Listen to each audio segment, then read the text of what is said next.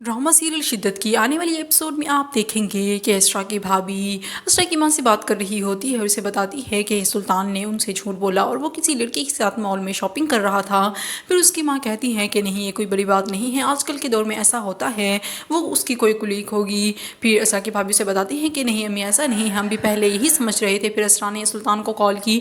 फिर सुल्तान ने साफ साफ झूठ बोल दिया कि वो तो ऑफिस में है और उसकी बहुत इंपॉर्टेंट मीटिंग है। और फिर इस तरह वो बहुत असरा के लिए परेशान होती हैं। दूसरी तरफ सुल्तान असरा पर भरोसा कर रहा होता है और कहता है कि हे, तुम क्या समझ रही थी कि तुमसे शादी के बाद मैं सब कुछ छोड़ दूंगा? मैं ऐसा कभी भी नहीं करूँगा और मैं इतना कामयाब इंसान हूँ, मेरे हज़ारों फैंस हैं और वो भी मुझसे मिलना कभी भी नहीं छोड़ सकते, तो मैं भी उनसे मिलना नहीं छोड़ सकता, तुमने जो करना है कर लो।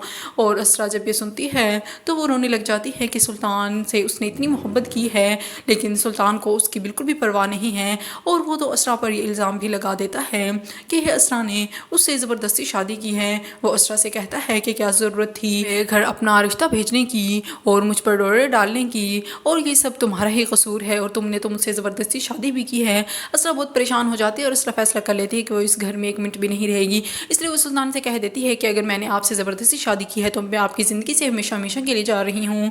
और सुल्तान उसे बिल्कुल भी नहीं रोकता।